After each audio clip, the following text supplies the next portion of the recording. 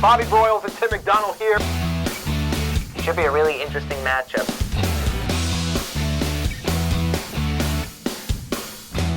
Buckle up. If you're not watching, you got some problems. And then there were two. Welcome NCAA football fans to the quarterfinal edition of This Week in CAA Football presented by Geico. Bobby Broyles here, joined by Tim McDonald. The league has two teams left fighting for a chance to advance to the national semifinals, with JMU and Richmond each earning wins in different fashion last weekend. Down to just 8 teams now left in all the FCS playoffs. Richmond and JMU advance to the quarters, and let's also remember they're on opposite sides of the bracket. I know there's a whole lot of football left to be played, but I mean, I would take that. That'd be awesome. That would be amazing. But JMU right now hosts Sam Houston State. That's a primetime Friday night game. Richmond heads to Eastern Washington, treks back across the country. That's going to be a Saturday contest. The first game of last Saturday saw JMU absolutely leave no doubt at home against UNH, a game we thought could be a close one. It could be a back-and-forth affair, but the Dukes made sure that would not happen. A slow first quarter saw New Hampshire take a 7-3 lead, but then Brian Shore, let's remember, hadn't seen him since that Villanova win. He came alive, and so did Madison in that second quarter. 4 passing touchdowns alone in that quarter. 31-7 lead at halftime, and just didn't take the foot off the brake. Brandon Ravenel and Terrence Alls both had career days. Both, again, had 2 touchdowns against the Wildcats. Shore, like I said, returned, but we were unsure if he was going to play. Absolutely did not miss a beat. 30 for 37, 5 touchdowns passing, 371 yards, a new JMU playoff record. Brandon Ravenel, I mean, did it all. I mean, he'll paint your fence and walk your dog after this game. Ravenel had 155 yards receiving, also had an 86-yard kickoff return that was key at that time in that game.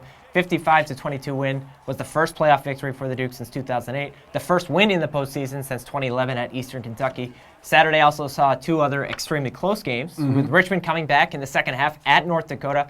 17-point deficit. Spiders have been unaccustomed to slow starts this season, but rallied. 13 points in the fourth quarter. Kevin Johnson, again, first career road start. Efficient. 12 of 19, 260 yards, no turnovers, 2 touchdowns, and also added a rushing score on that final drive.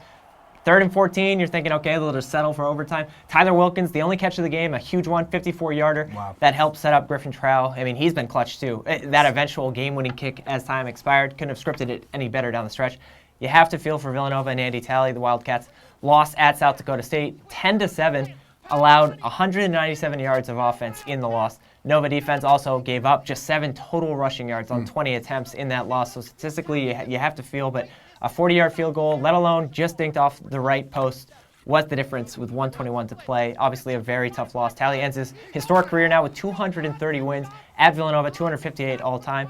Hats off to you, Mr. Talley. At the end of the day, though, I mean, it's playoff football at its finest. Stats and numbers are great and nice, and they're awesome to talk about, but ultimately, all you got to do is win, and if you find a way to succeed and a way to advance, that's all that matters. This weekend's quarterfinals start on primetime Friday night from Harrisonburg at 7 o'clock on ESPN2 as the number 4 seeded Dukes welcome number 5 seed Sam Houston State. 2 of the top offenses in the FCS headline this game, along with a familiar coaching foe in Casey Keeler. A lot like last week, we got to talk about familiarity first between UNH and JMU last week, and now, of course, you have to talk about the Bearcats and head coach Casey Keeler. Coming to Bridgeforth, Keeler coached, of course, at Delaware, 10-plus seasons. The last trip to JMU actually came in 2010 with the Blue Hens. Madison's win over New Hampshire, I thought, was big, but it was big for a number of reasons. The Dukes snapped the recent home playoff losing streak, got over that hump, kept the foot on the pedal the whole game, especially on offense, and regained belief and ability, if you can call it that, in Brian Shore to lead this team, to score and what it's capable of. JMU averages 48 points, over 500 yards of offense per game. Sam Houston State, on the other hand, out of the Southland Conference, it's similar in a lot of ways. Also averages over 500 yards of offense and scores 53 points per game. You kind of know what to expect in this one at this point in the season. Bearcats have a stud quarterback in their own in junior Jeremiah Briscoe. 5 touchdowns last week in a 41-36 win over Chattanooga. Now owns the FCS single-season record for 57 passing touchdowns and needs 1 more to tie the all-time Division I record. Sam Houston State right now on the season is 12-0, undefeated, clearly sets the tone through the passing game. 3 of the top receivers, they're all going to get to 1,000 after this game. But right now, all of them at least have 10 touchdowns. All at least have 15 yards per catch, and all have at least 50 catches on this season. So you're going to have your hands full, no matter what. We learned last week, JMU lost Cardin Johnson. I saw him on the sidelines. Very difficult, but at the same time, now you look to Khalid Abdullah. He takes over as the go-to guy. He did last week. Dukes had 159 yards rushing last week's win. Didn't score on the ground for the first time in 2016, but you can bet that they're going to regroup a Yes. little bit and get that rushing attack back. Especially that's going to be a center point, I think, this week in order to keep some balance, especially against the Sam Houston State team. You'll get into it here, but a team that scores at will and scores when it wants to. So that run game is only going to be key to move those possessions along. Safe to say many are expecting a shootout with two high-powered offenses, but let's look at the JMU defense and some of the keys needed to stop or slow down Sam Houston State on Friday night. It starts for me for one of the things that New Hampshire players and New Hampshire coaches said in that postgame and after that loss. It was that the JMU defense, especially in the latter half of the season, has just played downhill and doesn't let other teams breathe. And I think it translates to stopping opponents, but I also think it translates to once you get a couple of stops and that offense can get rolling, that just makes things that much easier.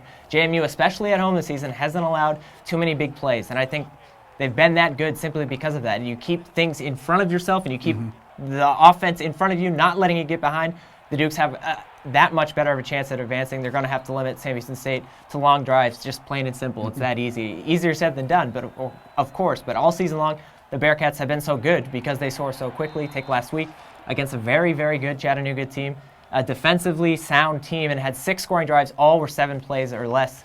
Gage Steele last week, I thought he played great. I thought Brandon Hereford also played great. They're going to have to play well again, along with that secondary. Understanding, I think you go into this one knowing Sam Houston State is going to hit you with big plays. They have a lot of talented players. That's a fact. They're going to get their yards. They're going to get their numbers. But it's how many big plays can you limit? How many big plays can you not allow to get behind you? I think that's going to be the difference in the game. No other college football games on Friday night in Harrisonburg. You got to believe that the JMU faithful will be out in full force. The crowd last week might not have been the biggest crowd that JMU's had this season, but Coach Houston, all the players, Brian Chor, Abdullah, in the postgame said it was the loudest that they've heard it all season long. Only benefits the Dukes this time of the year, especially it's playoff football. Your fan base has to be the difference if you're playing at home. Also, look out for the special teams this week for JMU. They have been spectacular Very over good. the season this year, Very good especially point. in the return unit. And, of course, Coach Houston in his teleconference this week, it should be a balmy 19 degrees in Harrisonburg by kickoff on Friday night. On Saturday, out west, Richmond hits the road again against another Big Sky foe in Eastern Washington, the number 2 seed, in a game that takes place at 4 p.m. on ESPN3 and the Watch ESPN app. The last CA football team to play on the Inferno was Towson in 2013, and the Tigers came away with a last-minute semifinal win. Really pulled it out of nowhere that last second, but you're right, Eastern Washington, a team, CA football teams themselves have had plenty of postseason success and history against. The Eagles have played Delaware, they've played Villanova, and Towson, like you said, in recent years. And the obvious storyline this week, again, starts with the resiliency. And we've heard that word so much used with the Spiders, especially in the last 3 weeks. Despite the injuries, despite losing a handful of starters, a new quarterback under center, and despite a long path on that road to Frisco, Richmond right now, at least for the time being, has continually answered that call. Obviously, having to travel back across the country isn't ideal. I know the time zone. It might not seem like a big deal, but to me, and I know to many, it kind of is. It kind of does feel like, wow, they have to do this again. But Danny Rocco's squad has done this before, and that's nothing new, especially in the playoffs. Spiders, like we mentioned, trailed 24-7 with 10 minutes left in the third quarter last week and just decided to fight back. Biggest unknown play of that game that people are overlooking a little bit, but that blocked punt in the fourth quarter by Will McCombs. Early in that fourth quarter, consistency, of course, from Griffin Trow also helped yet again. 2 fourth-quarter field goals. Both of them were clutch. Obviously, the game winner was clutch, but Kevin Johnson, I thought, continued to do his job and do it well. Found Brian Brown 7 times for 187 yards and 1 touchdown in the win. He now has over 4,000 career receiving yards. Just phenomenal. And just when you thought the Spiders were down and out, again, you find a way to chip back. Eastern is a team that all season long has been very dangerous, very good, played a phenomenal non-conference schedule. Eastern trailed Central Arkansas 14-0 before outscoring the Bears 31-0 the rest of the way. Eagles are well known, obviously, for their offense. Coach Bo Baldwin has done a phenomenal job there, but their defense last week, I thought, got the job done. Held UCA to 244 total yards, including 75 yards in the second half alone. Spider secondary, I think the headline stat-wise is going to be a unit right now that ranks 5th in the FCS in passing D, 160.5 yards per game allowed. Eastern averages an FCS leading 411 yards per game through the air. Eastern's lone weakness, if you can call it a weakness this season, has been its rushing defense. Gives up 200 yards per game. I think that's only going to benefit UR's rushing attack led now. Last week especially, we saw Johnson pick it up a little bit in the second half, and Deontay Thompson, who I know didn't get to that 100-yard mark, but still down the stretch, he's still stuck to the run game and stuck to that plan. Like last week, I think we both feel the Spider offense could be able to find some success against Eastern, but the defense, especially that secondary, will be asked to do a lot to pass the test this week. Yeah, trust me when I say this. We can sit here and talk about Eastern Washington's offense all day long, and it's well-deserved. I mean, quarterback Gage Gabrud is the team's leading passer. He's the team's leading rusher. owns 531 rushing yards and 5 touchdowns to go with 42 passing scores, over 4,500 yards through the air. That's not a typo, not a mess up. Over 4,500 yards alone passing. The best all-around player at the FCS level, in my opinion, is senior wide receiver Cooper Kupp.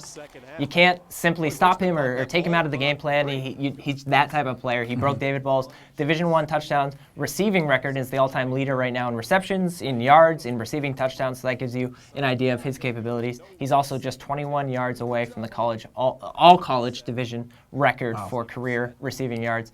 Both those players are also finalists, let alone for the Walter Payton Award with Sam Houston State's Jeremiah Briscoe. So both defenses for James Madison and Richmond are going to have their hands bring the full, hard hats this week. If you're Richmond, the good news is that you've seen a somewhat similar offense like Eastern Washington's before in James Madison. Even knowing that you lost that game against a similar offense, it's not as if the Spiders weren't in that one. You can keep up with a team that has an explosive offense. You can be in that game late. The key for me is not just the guys up front. It's going to be the defensive line, not just the guys in the secondary. I know those guys are going to be tested, but Richmond's success in the postseason last year and success so far this season has resulted in solid play by that defensive line. It's going to be critical yet again. Guys like Brandon Waller, Andrew Clyde, Winston Craig, I think they all know that they have the ability to disrupt an offense, especially with pressure, and that's going to be even more clear this week, especially in Cheney. And despite the different styles of play, both teams own an FBS win this season. That's, remember, Eastern beat Washington State. Both have playoff success, and both have head coaches that have been in this situation before. So what else can you ask for at this time of the season between two phenomenal FCS opponents in the playoffs?